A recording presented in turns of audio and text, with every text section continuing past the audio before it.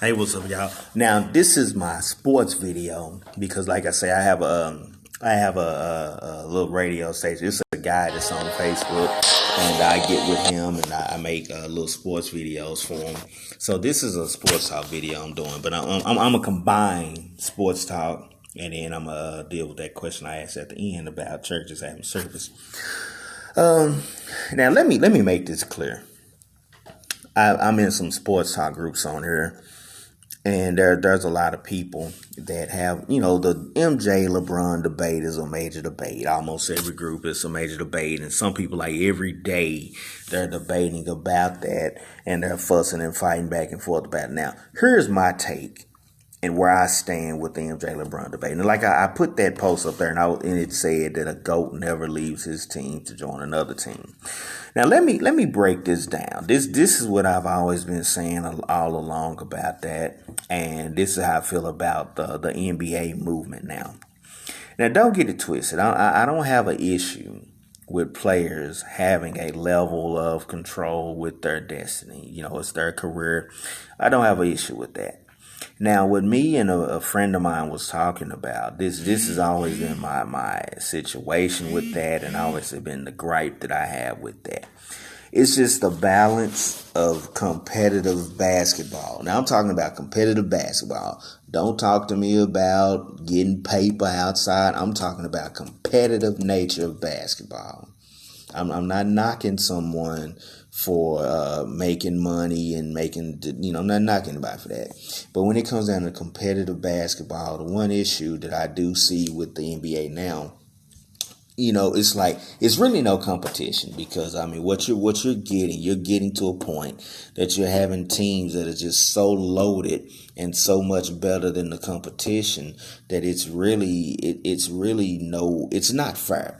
Because, for example, you're looking and you're seeing teams like for example the Lakers, pretty loaded team, won a championship, and they still bringing in other stars. They got a loaded team. You already know 9 times out of 10 the Lakers going to the finals. There's no need to even have a season because who's really gonna compete with them?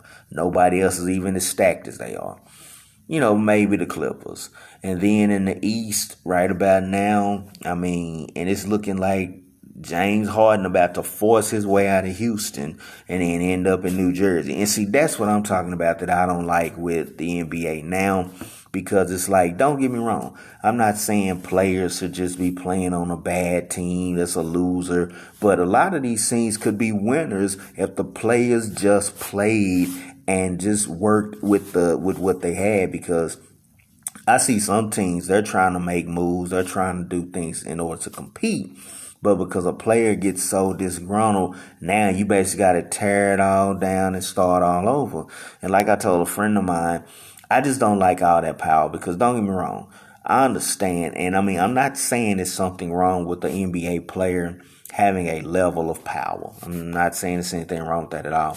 But what I do hate, what I've always said, what I've always just liked about it is, when people try to liken it to everyday life, like, for example, right now, I still work at the stadium, but I'm getting a job driving for Amazon. Drive for Amazon pays a little bit more. It's extra hours that I'm getting. Now, it's one thing me being at the stadium and then going to Amazon and in regular everyday life, because it's like that is a legit change in my finances. In the NBA, these people are gonna be millionaires regardless. It's not like playing for the Rockets, I'm gonna make $12 an hour, but playing for the Spurs, I'm making $1 million. Come on, man. And that's all I say when I talk about the sports aspect of the greatest of all. And then, like I say, it's too many generations. Because and I just say this. I think Jordan, but there's too many generations to really say who is the greatest, because it's so many great players that didn't play each other. And then when they're great, this one thing you got to understand. The average great could play in any era. Kareem, he could still play in this era. Jordan, he could play in this era. I heard stories about Elgin Baylor. A lot of these players could still play in this era. But like I say, the whole thing I'm saying, a lot of people think that I'm saying that the owner should be able to just, hey, cut the players when they feel like it and treat them. No, I mean, I don't agree with that. But one thing I'm saying, as a owner, and I'm just speaking, as a man that owns a t-shirt business. And basically, when I get my t-shirt designs out, I'm going to put them on Facebook and I'm going to have them on sale. But as a man that owns a t-shirt business, man, I'm not finna to sit here, I have my logo and all that. I'm not finna to sit here and let somebody else up under me tell me how I'm going to conduct my business. And that's what's happening in the NBA. And that's the one thing I don't like. Like I say, it's like the competitive nature of basketball has changed. Now everyone just loads up, gets the best players, and then, and I think that all started with AAU basketball, because a lot of these players, just something we got to remember, they friends. They've been like me and my homeboys used to hoop together. We friends for life. And a lot of these players now, they knew each other from playing AAU ball, so now they trying to do it on the highest level. Like I say, I'm not mad at it, but I do wish that competitive basketball, like it used to be in the 90s, was still here. Because back in the 90s, and people always try to say they didn't do it because they couldn't do it. I mean, who knows? Maybe they couldn't. But I'll always say this. It was competitive back then because you didn't just know who was going to come out of the East every year. Now, when Jordan got to the point that he was winning, see, and that's why I talk about Jordan's greatness, because once he got to the point that he was winning and it was constant. And they was a favorite in the final. People try to say he was always a favorite. Well, yeah, because he was the best at what he did. And no matter who he played, you trusted Jordan was going to deliver in the clutch. But now, I digress from that point because, like I say, I was just dealing with that because it was a question, and a lot of people they misunderstand. No, I'm not saying that the owners should just get to treat the players any old way and the players have to take it. I'm not saying that, but in the same breath, you got some owners. I mean, how can you build a winner when you got divas who, as soon as they don't like something, want to get out and refuse to play? You can't win like that because I can put together a great team, but I mean, what can I do? I put together this great team. I'm trying to have a winner, but I can't have a winner because this team that I put together, everybody's divas and just, oh, well, I didn't get to do this. I want out. Oh, well, I can't do this. I want out. And like I say, it's just hard for an owner to put together a winning team under those circumstances. But like I say, I just hate the fact that it's not really any competition, because you can already say this year, you might as well just fast forward to June, because it's basically going to be the Lakers, and 9 times out of 10, it's going to be the Lakers and the Nets for the championship. You might as well just fast forward, Lakers and Nets. You might as well just fast forward to that. Because, I mean, I don't see anybody beating the Nets. Durant come back and, they talking about Harden going to I don't see anybody beating them.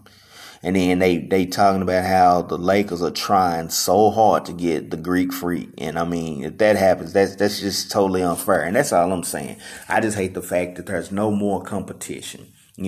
Instead of the best playing the best playing with each other to get easy rings. And like I say, I've never been a fan of the easy rings. I've always been a fan of competition.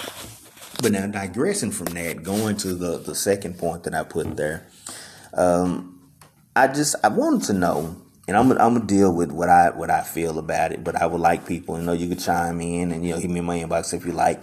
But I just want to know what people felt about preachers that are still having service, because one of my favorite preachers, G. Craig Lewis, he still is having service, and he's having full-fledged service. They're not social distancing. They're not wearing masks. And what G. Craig says, he says that he's doing it because he's trusting God. And he says, he's literally said in one of his sermons, I can't remember which one it was, but I know I shared it. But he literally said that he's not going to let a flu stop him from spreading the gospel. Now, I agree, but I disagree, because here's the one issue that I have. You would hate it if, you kept going to service and then there ended up being a big outbreak and people began dying from this. Now, one thing that I would say, because like G. Craig, he covered this on one of his sermons. He covered it, and he made mention in his sermon. He did say that, the numbers are not that high. Now, I will say this. Truthfully speaking, the numbers are not that high. Because, and I'm saying this, and I don't want people to get this the wrong way, but honestly, when you look at the number of people that are getting it and then the number of deaths, it's a very small percentage that's dying. But this is the thing that I would like to say. You don't want to run the risk of having someone be in that percentage, because it may be a small percentage, but it's enough that have died from it. So you wouldn't want to continue having service and then end up infecting people, and then you have people that get into that number and get infected. So like I said, I mean, I like G. Craig. I understand what he's saying, because one thing he says, he talks about the people of God not operating in the spirit of fear. I will say I agree with him wholeheartedly on that, because this is the one thing that I will always say. God did not give us a spirit of fear, but of power and of love and of a sound mind. Now, don't get it twisted. I'm not telling anybody, nor would I tell anybody to, because you're operating in the spirit of God, to go out and do something crazy. Because that's like, for example, okay, I trust God, but I'm not supposed to drive my car down the freeway at 100 miles per hour and then just slam on my brakes at the back of a car. I mean, with no seatbelt, that's pushing it. Yeah, I know I trust God, but come on. I'm not supposed to sit here and put gasoline all over my clothes and walk down, a row of matches. You know what I'm saying? And I'm just saying that to say this. You trust God, but you don't put yourself in compromising situations. Because one thing that I will say, because I actually had a friend of mine. She had a friend, and her friend was very, very, always wearing Lysol, double gloves, double mask, long sleeves. And she ended up catching corona after doing all that. So I say that to say this. One thing about it, if God says it's going to happen, it's going to happen. And like I said, a friend of mine passed away earlier this year, and, it hurt my heart. But, man, she was the same way. She did what she did. She wasn't just out there with no mask. She wasn't just out there with no gloves. She wasn't just out there. She wore gloves and a mask. She still died from corona. And that's why I feel like the fact that G. Craig is having service without that, I think that's what makes it a little tough to deal with, because I understand where he's coming from in regard to the faith. I understand where he's coming from, saying he's going to trust God, because I admit there are a lot of people who say they trust God, but they are running around like a chicken with their head cut off. God does not God does not have us running around like chickens with our head cut off.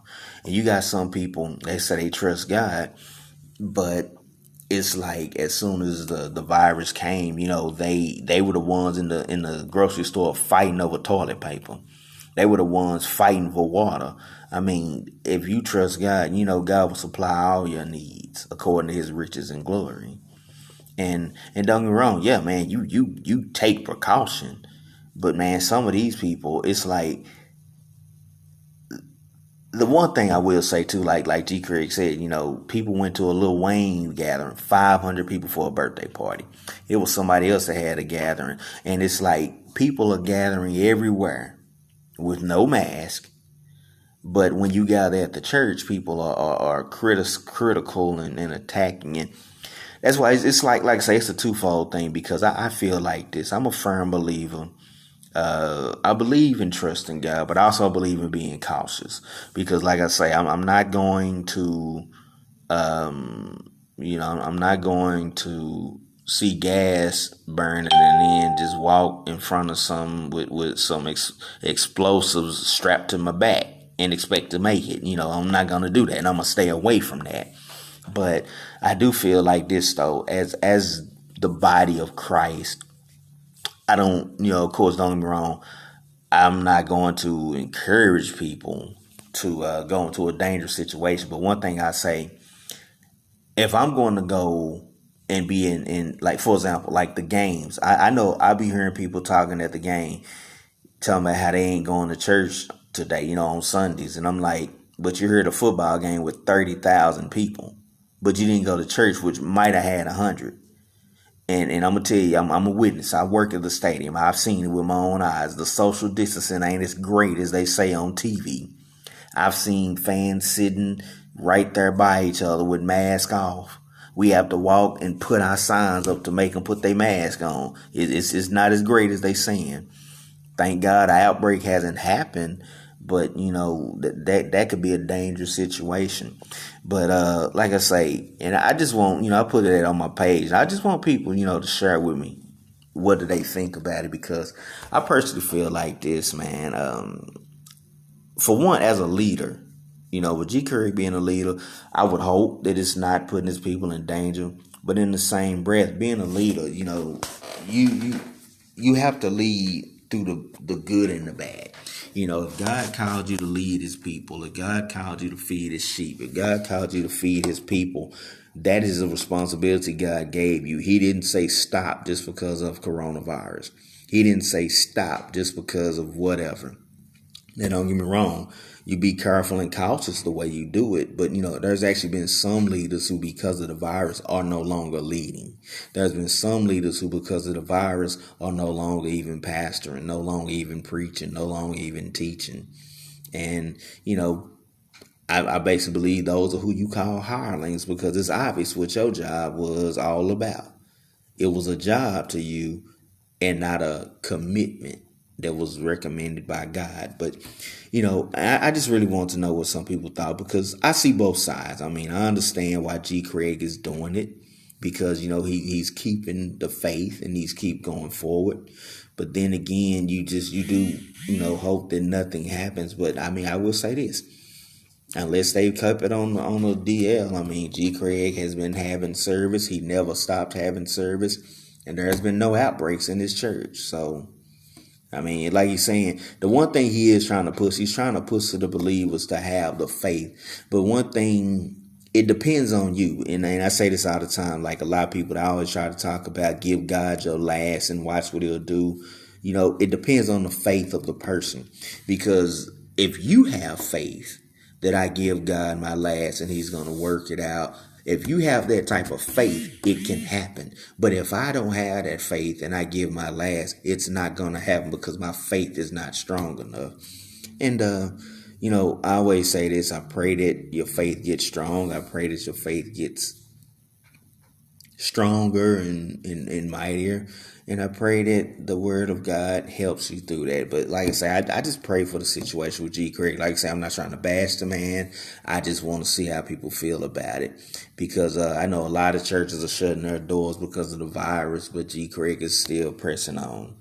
So that's my little take. I got to load this up to my YouTube. And like I say, I got a guy. I sent him the video for the sports talk and for this.